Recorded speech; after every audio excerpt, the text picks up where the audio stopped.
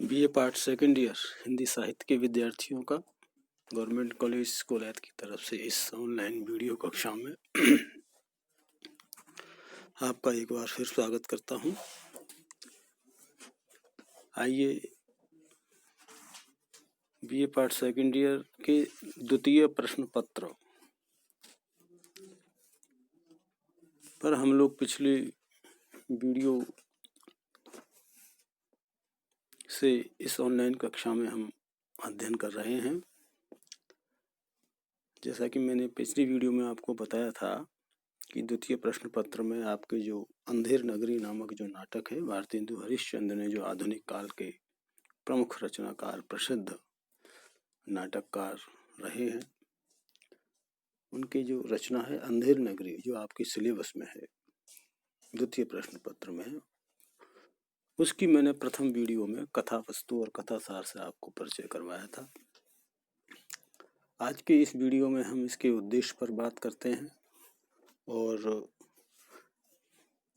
समय अगर बचता है तो फिर हम इसके भाषा पर बात करेंगे, इसकी प्रहसन की जो प्रासंगिकता है उस पर भी बात करेंगे। देखिए, ये जो अंधेर नगरी जो नाटक, लघु हास्य नाटक है, प्रहसन जिसे कहते हैं, जो लिखा है, इसके द्वारा लेखक ने एक नहीं बल्कि अनेक उद्देश्य यहाँ प्रकट किए हैं, जो अपने युग बोध को कराने के साथ साथ लोगों की जो मानसिकता है, वर्गीय मानसिकता है, उसको प्रकट करने का भी कार्य करता है। अगर हम सामाजिक दृष्टिकोण से इसकी चर्चा करें तो इस प्रहसन में लेखक ने अनेक जो सामाजिक कृतियाँ और जो विकृतियाँ होती हैं उसको पाठक और दर्शक के समक्ष लाने का प्रयास किया है।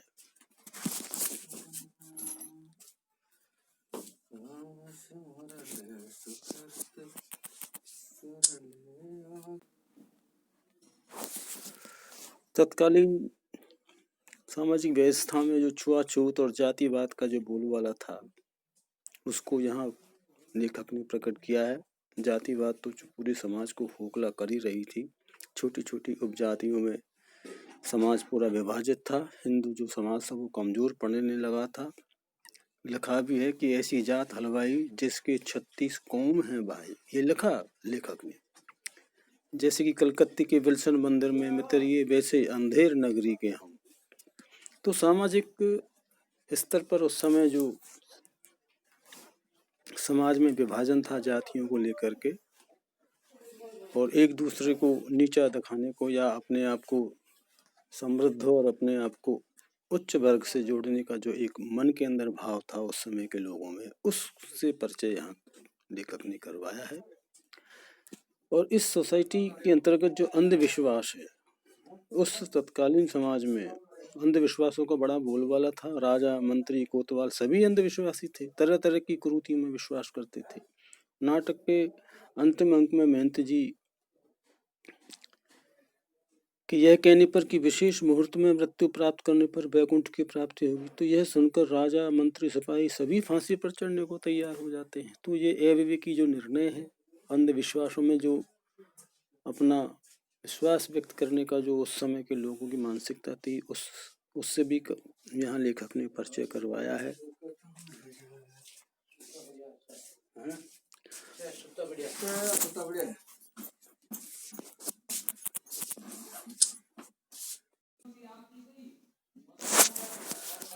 तत्कालीन समाज में जो सरकारी वर्ग है प्रशासनिक स्तर पर,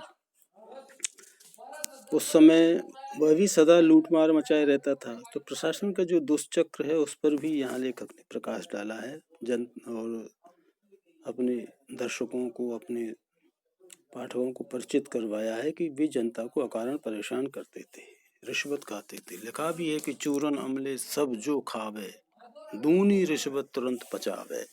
तो उस समय की व्यवस्था में जो रिश्वतखोरी थी, भ्रष्टाचारिता थी, अनैतिकता थी, अव्यवस्थाएं थी, बखूबी उन सारी दुष्प्रवृत्तियों से लेखक ने अपने इस प्रहसन में परिचित करवाया है।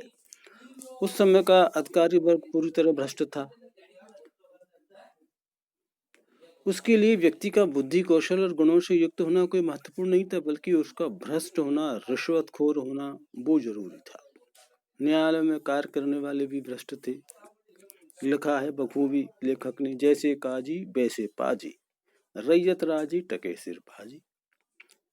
और भी लिखा है, चूरन पुलिस वाले खाते, सब कानून हजम कर जाते। तो कानून की रक्षा करने वाले ही कानून को तोड़ रहे हैं। देखिए, तो भारतीय हिंदू ने पाठक दर्शकों को काले कारनामों से परिचित कराया और जन चेतना में जागरण का काम किया। ये उनका प्रमुख उद्देश्य था। उनके विरुद्ध उनकी भावनाओं को जागृत करने का प्रयास किया इस छोटे से प्रदर्शन के माध्यम से। इसके अलावा ब्राह्मणों के द्वारा किए गए शोषण का प्रभावपूर्ण भी चित्रण किया है। उन्होंने माना कि उन्होंने धर्म को भी व्यापार बना दिया, चाहे और जिससे चाहे वो पैसे के लालच में उसका धर्म परिवर्तन करा देते। जात ले जात टके सिर जात, 1 टका दो हम अभी अपनी जात बेचते हैं। टके के वास्ते ब्राह्मण से धोबी हो जाएं और धोबी को ब्राह्मण कर दें। इस तरह लिखा है लेखक ने। सबसे जो बड़ी बात है इस प्रहसन में वह है तत्कालीन जो अंग्रेजी शासन जो उस समय थी सत्ता, तो उसकी जो शोषण की जो नीति थी, जो वृत्ति थी, उसका उन्होंने डटकर इसमें विरोध किया है व्यंग के माध्यम से। तो अंग्रेजी सरकार का खुले स्वर में विरोध किया, और विरोध ही नहीं बल्कि उन्होंने साहित्य के माध्यम से बार बार इसकी ओर संकेत भी किया है और उस समय के लेखक समाज को प्रेरित भी किया है। वह सरकार लोगों को खूब परेशान करती थी, उसके अधिकारी जनता को लूटते थे। वे लोग पैसे से अपने तो घर भर रहे थे, लेकिन जनता की परवाह नहीं थी। अंग्रेज अपनी नीतियों से धीरे धीरे सारे देश में फैलते जा रहे थे। लिखा है भारतेंदु हिंदू जी ने, चूरन साहब लोग जो खाता, सारा हिंद हजम कर जाता। तो अंग्रेजी शासन के विरोध भी उन्होंने व्यंग के माध्यम से सीधा सीधा कटाक्ष किया है और इस प्रहसन में लोगों को जागरूक उस समय किया था। इसके अलावा उस समय की सामाजिक व्यवस्थाओं में जो मूल्य होते हैं, आदर्श जो होते हैं, मर्यादाएं, वो सब धीरे धीरे घट रही थी, तेजी से नष्ट हो रहे थे। पाप पुण्य, सत्य असत्य, सदाचार दुराचार, अपराधी गिरफ्तारी में, निरपराधी में कोई अंतर ही नहीं रहा, क्योंकि शासन भ्रष्टाचारी थे। वे सबको एक ही लाठी से हाँकना चाहते थे। लिखा है राइटर ने, ऊंच नीच सब एक ही ऐसे, जैसे बड़ुए पंडित तैसे, कुल मर्जाद न मान बढ़ाई, सबे एक से लोग लुभाए। तो इसके अलावा नारी के प्रति जो उनका दृष्टिकोण रहा है, उससे भी लोग उस समय के पाठकों को परिचित कराते हैं। वो उस समय के समाज में क्या है कि वेश्यावृत्ति का बड़ा बोलबाला था। तब उच्च और मध्यम वर्ग के जो लोग थे वो सामान्य व्यवहार माना जाता होगा, जो न जाने कितने घरों को नष्ट कर रहा था। ये जो वेश्यावृत्ति का जो बोलबाला था वो सभी तरह के वर्गों में उस समय का चलन था। तो नारी के लिए समाज में कोई उस समय अच्छा स्थान नहीं था। इसीलिए लेखक ने लिखा है कि वेश्या जोरू एक समाना, बकरी गऊ एक कर जाना। आप देखिए, तो नारी की जो सामाजिक रूप से जो बड़ी ही स्थिति थी, उस स्थिति को सुधारने का प्रयास किया। लोगों को, नारी को उस समाज में, उस परिवार में एक सम्मानजनक स्थान दिलाने का इनका भरसक प्रयास रहा। कई रचनाओं के माध्यम से उन्होंने अपना वही काम किया।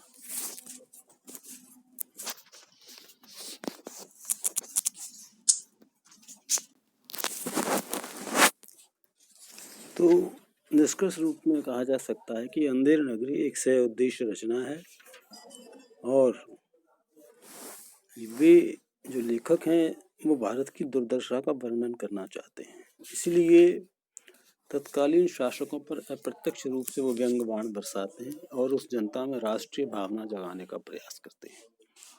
उन्होंने पुलिस, कानून, बेईमानी, भ्रष्टाचार, शोषण, क्रूरता, नारी की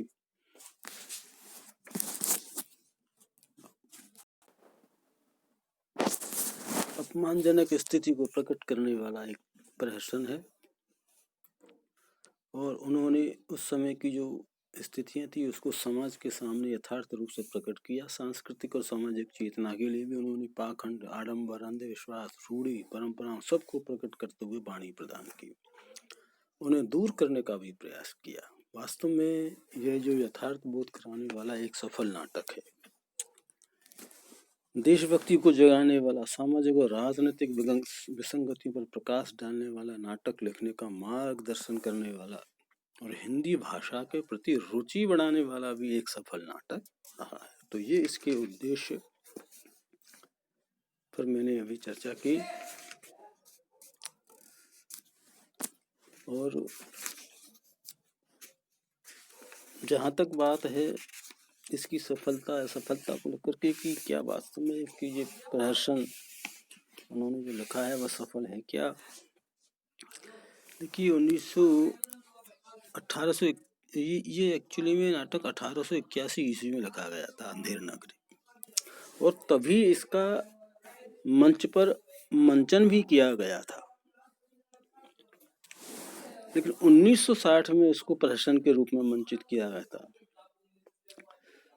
और डॉक्टर लक्ष्मी सागर वार्ष्णेय हुए हैं, वो इसे सामान्य प्रहसन और निरुद्देश्य रचना मान करके इसकी समीक्षा की थी। तब उन्होंने इसका उद्देश्य हास्य विनोद माना था, लेकिन वास्तव में हास्य प्रधान दिखने वाले नाटकों में क्या तीखा व्यंग भी होता है, और ये व्यंग इतने चुभने वाले नहीं है जितने बंगला नाटककार माइकल के थे। लेकिन चूंकि उस समय के युग में, भारतीय हिंदू के युग में प्रहसन लिखने का प्रचलन था, क्योंकि उस समय की मांग ही ऐसी थी। उस समय क्या है कि पारसी थिएटर की चुनौती थी भारतीय नाटककारों के समक्ष, इसलिए नाटकों में हास्य की सृष्टि करने के लिए जिंदा दिली, सहज बोध, लोक चेतना के साथ साथ एक ऐसी शैली की आवश्यकता थी जो पाठकों को, दर्शकों को अंदर तक झंझना दे, और वह भारतीय हिंदू में थी। इसीलिए उन्होंने समाज की कुरीतियों, शासन की व्यवस्था को मीठे मीठे व्यंग की औषध देकर उसका उपचार करने का प्रयत्न किया।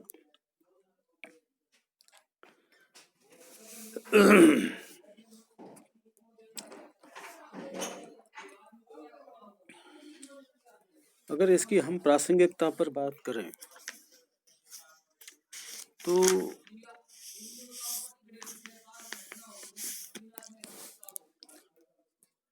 तत्कालीन सामाजिक व्यवस्था में जो मूल्यों का हनन और जो उस समय था उसको व्यंग्यात्मक शैली में वर्णन किया है।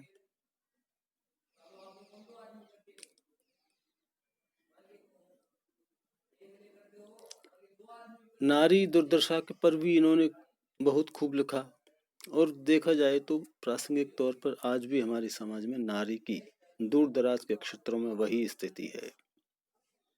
समाज में आवारा और बदचलन लोग युवतियों पर बड़ी कुदृष्टि रखते हैं, पैसे और शक्ति के जाल में भी युवतियों को फंसाते हैं। कुछ युवतियां भी तरह तरह के मोहजाल में युवकों को फंसाती थी। अब भी बिल्कुल वही स्थिति है, पहले से कुछ अधिक बिगड़ी है। गीतों के रूप में हरिश्चंद्र जी ने खूब लिखा है कि मछरिया 1 टके के बिकाए, लाख टका के बाला जोबन गाहक सब ललचाए, नैन मछरिया रूप जाल में देखत ही फंस जाए, बिन पानी मछरी सो बिरहिया मिले बिना अकुलाए। तो इस तरह नारी की जो वास्तविक स्थिति है उसको प्रकट किया और समाज में उसे सम्मानजनक स्थान दिलाने का भी उन्होंने सफल प्रयास किया है। अधिकारियों की जो लूट मार है उस पर भी उन्होंने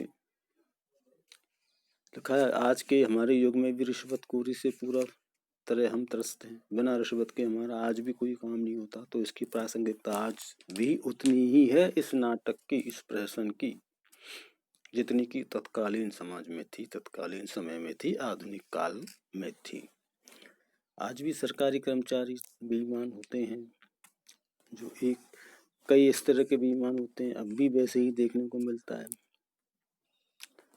चूरन पुलिस वाले खाते सब कानून हजम कर जाते। ऐसे भ्रष्टाचार आचरण वाले जो पुलिसिया लोग हैं उन पर भी उनका व्यंग सटीक बैठता है आज की सोच के अनुसार। तो ये उद्देश्य की दृष्टि से मैं यहाँ ये कहना चाहूँगा कि प्रासंगिकता उद्देश्य, जिस उद्देश्य को ध्यान में रख करके भारतेंदु जी ने यह नाटक लिखा, वह उद्देश्य उस समाज में उस तत्कालीन परिस्थितियों में जितना सफल हुआ उससे कहीं ज़्यादा आज भी वह हमारे समाज को दिशा देने का काम करती है, समाज की यथार्थता को स्पष्ट करती है।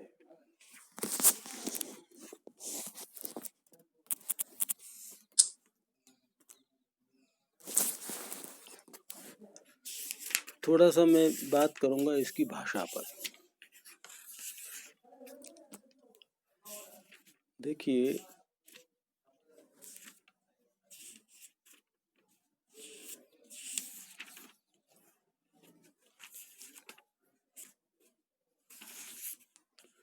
इसमें गीत भी लिखे गए हैं और मैं गीतों के बारे में पहले बताऊं कि इसमें कुल मिलाकर 5-6 तो बड़े बड़े गीत हैं, छोटे बड़े सभी गीत हैं। और नाटक को क्या है कि ये गीत जो होते हैं उस नाटक की कथा को गति देते हैं, तो वो पाठक को या दर्शक को थोड़ा सहज हो जाता है बात को समझने में। चूंकि उस समय के पारसी जो रंगमंच था उस पर प्रस्तुत की जाने नाटकों में भी गीतों को प्रकट करने का प्रचलन था। तो मनोरंजन के साथ साथ क्या है कि पात्रों की चारित्रिक विशेषताएं भी इन गीतों के माध्यम से सरलता से दर्शक और पाठकों के समक्ष प्रस्तुत हो जाती, उजागर हो जाती थी। उस समय जयशंकर प्रसाद के नाटकों में भी इसीलिए गीतों की अधिकता देखी जाती है। तो अंधेर नगरी में भी गीतों का औचित्य निश्चित रूप से तो है ही। देखिए, छोटे छोटे गीत भी उन्होंने लिखे हैं, संक्षिप्त होते हैं गीत आकार के रूप से, और कम शब्दों में अधिक भाव भरने की चेष्टा उन्होंने की है। कुल मर्जाद न मान बढ़ाई, सबे एक से लोग लुगाई, जात पात पूछे नहीं कोई, हरि को भजे सो हरि को होई। तो कांतता भी देखी जाती है, जैसे काजी वैसे पाजी, अंतिम रैयत राजी टके सिर भाजी। तो ये स्वर मित्र का सर्वत्र उन्होंने ध्यान रखा है, इसमें लय की सृष्टि की गई है। और भाषा की दृष्टि से अगर देखें तो चूंकि उस समय का जो भारतेंदु काल था वो हिंदी साहित्य क्या है, भाषा की दृष्टि से एक नई करवट बदल रहा था। उस समय हिंदी काव्य की रचना ब्रज या अवधि में होती थी, लेकिन सामान्य बोलचाल के लिए खड़ी बोली का वो लोग प्रयोग करते थे। और जिस खड़ी बोली का प्रयोग जन सामान्य के द्वारा उस समय किया जाता था उसका स्वरूप भी वैसा नहीं था जैसा कि आज है। तो आधुनिक काल में एक संधि साहित्य में कह सकते हैं कि भारतेंदु एक और प्राचीनता के प्रेमी थे तो दूसरी ओर नवीनता के सूत्रधार भी थे। तो इस अंधेर नगरी प्रहसन में भाषा का नया रास्ता ही दिखाई देता है। गद्य और पद्य के लिए भिन्न भिन्न भाषा का प्रयोग किया है उन्होंने।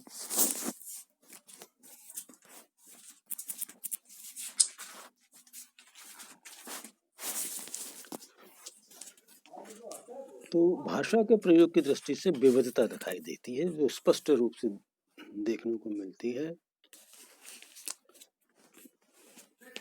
शब्द प्रयोग की दृष्टि से देखें तो तद्भव शब्दावली, तत्सम शब्दावली, देशज, विदेशी सभी तरह के शब्द उसमें देखने को मिलते हैं। भाषा की दृष्टि से कभी फिर हम अगली वीडियो में विस्तार से इस पर चर्चा करेंगे। तो आज के इस ऑनलाइन वीडियो कक्षा में उद्देश्य को लेकर, प्रहसन की जो प्रासंगिकता है उसको लेकर संक्षेप में मैंने, और भाषा को लेकर भी 2-4 बात की। आगे की वीडियो में फिर हम विस्तार के साथ चर्चा करेंगे भाषा पर। नई कक्षा के लिए फिर से हम मिलेंगे, तब तक के लिए आपको नमस्कार।